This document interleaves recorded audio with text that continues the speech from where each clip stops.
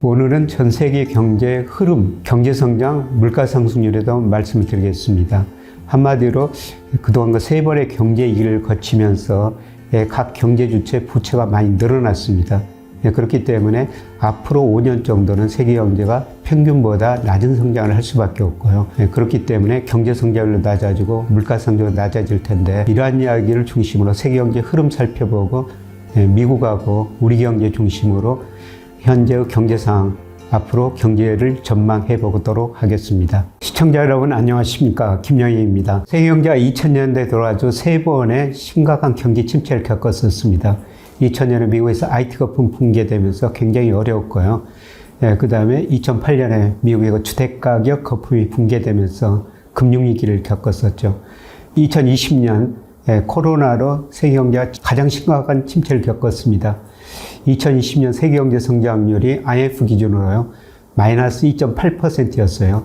1930년대 대공황 이후 처음이었었습니다. 그렇게 마이너스 성장폭이 컸던 거는요. 그러나 세 번의 위기를 빨리 극복했었죠. 각국 정부가 과감한 재정 정책을 펼치고요. 중앙은행은 금리 크게 내리고 돈을 풀었습니다. 그래서 세 번의 위기를 현명하게 극복했다, 이렇게 평가할 수가 있는데요. 문제는 이 과정에서 정부가 돈을 많이 쓰다 보니까 미국 등 선진국은 정부 부채가 많이 늘어났습니다. 그 다음에 중국 등 신흥국은 기업 부채가 많이 늘어났죠. 그 다음에 우리나라를 비롯한 일부 국가들은 가계 부채가 늘어났습니다.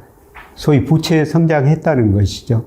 그래서 앞으로 부채를 조정하는 과정에서 전 세계 경제가 낮은 성장을 할 수밖에 없습니다. 예를 들어서 1980년부터 2021년까지는 세계 경제가 연평균 3.6% 정도 성장했어요. 그러나 가계가 부채가 많으니까 과거처럼 소비할 수 없고, 기업 부채가 늘어가지고 과거처럼 투자할 수 없고, 정부도 돈 쓸 여지가 과거보다 줄어드니까 세계 경제가 앞으로 5년 정도는 과거 평균보다 낮은 한 3.2% 정도 성장할 가능성이 높습니다. 미국 경제는 작년에 너무 좋았었죠. 2.5% 성장했습니다. 2분기까지 연율로 3.0% 성장하면서 상당히 좋았죠. 그러나 3분기에는 성장률이 연율 한 2%, 아마 4분기에는 0% 진입할 것 같습니다. 왜 그러냐면은 미국 GDP의 69%를 차지하고 있는 소비 증가세가 둔화되고 있어요. 미국 가계저축률이 많이 낮아졌습니다. 실질 소득이 거의 정체되고 있습니다. 여기다가 금리 오르니까 가계 이자 부담이 늘어나면서요. 미국은 소비 증가율이 둔화되면서 올 하반기부터 성장률이 둔화되고요. 아마 내년 상반기에는 마이너스 성장 가능성이 있습니다. 연간 전체로도 1% 성장할 가능성이 있죠. 그래서 소비 증가세가 둔화되니까 미국 물가 상승률도 낮아지고 있죠. 그리고 그동안 미 연준이 과감한 금리 인상했지 않습니까? 0.25%에서 5.50%까지 연방 기준금리를 올렸습니다. 이런 것들이 시차 효과를 나타나면서요, 소비 중심으로 경제 성장이 둔화되고 소비가 둔화되니까 미국 물가 상승률도 많이 낮아지고 있습니다. 우리 경제는 작년에 1.4% 성장했어요. 작년에 미국 경제가 2.5% 성장했다고 말씀드렸지만 작년에 우리는 나빴죠. 그러나 올해는 2.5% 안팎 성장할 가능성이 높습니다. 주로 반도체 등 수출이 증가하기 때문에 우리가 경제가 어느 정도 회복되고 있는데요. 아직까지도 내수는 상당히 부진한 상태입니다. 그러나 하반기에는 소비가 상반기보다는 약간 개선된 가능성이 있어요. 그래서 미국 경제하고 달리 우리 경제는 올해 작년보다 좋다, 미국은 작년보다 올해 나빠지고 있는데요. 그리고 내년에도 한 2.1% 우리 경제는 성장할 가능성이 높습니다.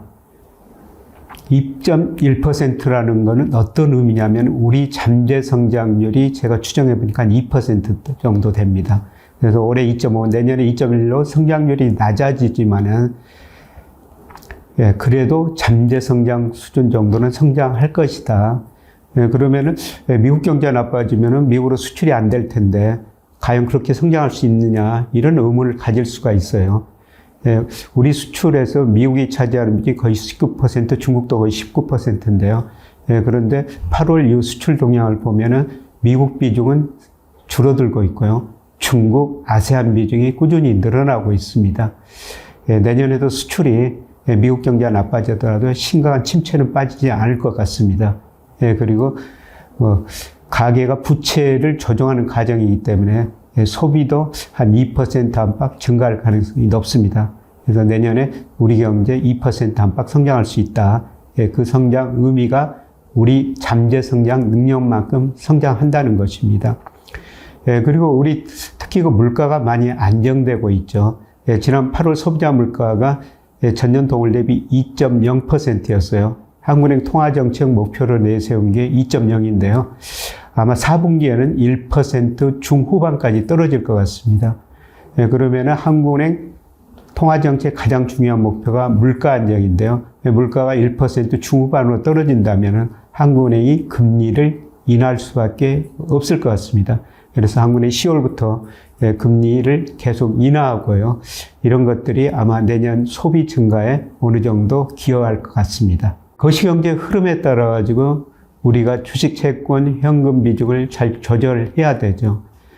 그런데 저는 그 채권 투자를 하십시오. 작년부터 이런 말씀을 드리고 있습니다만은 물가 상승률이 낮아지니까 금리도 낮아질 수밖에 없습니다. 이른바 금리라는 것은 우리가 소비를 참는 데 대한 대가죠. 그래서 우리가 저축하는 기간 동안 물가 상승률을 금리가 넘어야지 우리가 저축하게 됩니다. 그래서 금리를 결정하는 가장 중요한 요소가 물가 상승률인데요. 물가 상승률이 낮아지니까 금리도 낮아질 수밖에 없죠. 금리가 낮아지면 채권 가격은 올라갑니다. 그래서 물가 상승률이 낮아질 때는 채권 투자를 많이 하시는 게 좋을 것 같고요. 그 다음에 중앙은행도 그동안 금리를 계속 올렸지 않습니까? 그런데 이제 전 세계 중앙은행이 빠르면 미국이 9월 FOMC에서 금리를 인하한다는 거 아닙니까? 전 세계 중앙은행이 앞으로 선진국이든지 이머징 마켓이든지 금리를 인하할 가능성이 아주 높습니다. 이런 시기가 자산 배분에서 채권에 특히 관심을 가져야 될 것 같습니다. 물론 그 금리 인하를 반영해가지고 미국 국채 수익률도 떨어졌고 우리 국채 수익률도 지금 많이 떨어졌죠. 그런데 금리를 인하하기 시작하면은 또 시장 금리는 또 떨어질 수가 있다는 겁니다. 그래서 이런 국면에서는 주식도 좋지만은 채권에 많은 관심을 가져야 할 시기가 된 것 같습니다. 채권이라는 게 정부나 회사들이 발행하는데요. 돈을 빌린 데 대한 유가증권, 그게 한마디로 채권이죠. 그런데 채권을 발행할 때 회사 같으면은 자금 운용 계획이나 투자 계획이 있지 않습니까? 그래서 보통 회사들은 3년 만기의 회사채를 발행합니다. 그러나 정부는 신용이 높기 때문에 장기채도 발행할 수 있죠. 1년짜리, 2년짜리, 30년짜리, 우리 정부 50년짜리까지 발행해요. 정부의 자금 조달, 운용 목적에 따라 가지고 그렇게 장기 채권을 발행하는 거죠. 그런데 미국에서는 일반적으로 2년 미만 정부가 발행한 것을 단기 채권이라고 그럽니다. 그 다음에 5년, 10년, 20년 이런 걸 장기 채권으로 분류하죠. 그런데 제가 중앙은행이 금리를 인하하는 시기다. 그래서 채권 투자하시라. 이런 말씀을 드렸었습니다. 금리 인하 시기에는 단기 채권보다는 장기 채권이 가격이 더 많이 오릅니다. 물론 금리 인상 시기에는 우리가 단기 채권 투자해도 만기까지 가지고 있어야 되죠. 금리 상승 시기에는요. 금리 상승 시기에 만기가 긴 채권 가지고 있으면 가격이 많이 떨어져서 손해를 볼 수 있습니다. 사실 그동안 채권 투자해가지고 손해를 많이 봤었습니다. 예를 들어서 2020년, 2021년 무렵에요. 그때 코로나로 경기가 나빠지니까 중앙은행이 금리 많이 내리고 돈을 풀었죠. 근데 미국 10년 국채 수익률이 그때 0.5%까지 떨어진 겁니다. 그러던 국채 수익률이 최근 한때 거의 5% 가까이 올랐어요. 그러면은 채권 가격은 모두가 다 떨어졌죠. 특히 만기가 긴 채권은 가격이 급락했습니다. 그래서 그동안은 채권 투자해가지고 손실을 볼 수가 있었습니다. 그러나 이제 물가 상승률이 하락하니까 전 세계 중앙은행이 이제 금리를 인하할 거라는 겁니다. 물론 그 시장 금리는 그걸 미리서 반영해가지고 떨어졌죠. 그래서 5% 근접했던 미 10년 국채 수익률이 최근에 3.7% 안팎으로 떨어졌고요. 우리 그 10년 국채 수익률도 4.5%에서 최근에 3% 안팎까지 떨어졌습니다.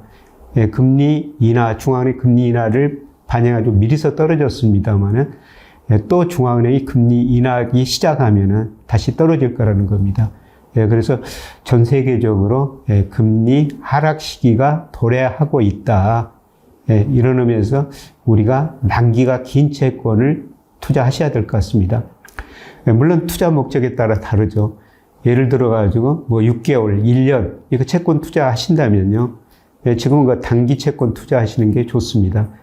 예를 들어서 미국의 2년 국채 수익률이 단기 채권이라고 말씀을 드렸습니다만 연준이 금리를 인하한다니까 이게 이제 10년 국채 수익률보다 최근에 더 낮아져 버렸죠. 그래서 투자 기간이 뭐 6개월, 1년 정도라면 단기 투자하시는 게 좋은데요. 그런데 뭐 1년 이상, 2, 3년 내다 본다면은 뭐 10년 이상 국채 투자하시는 게 좋을 것 같습니다.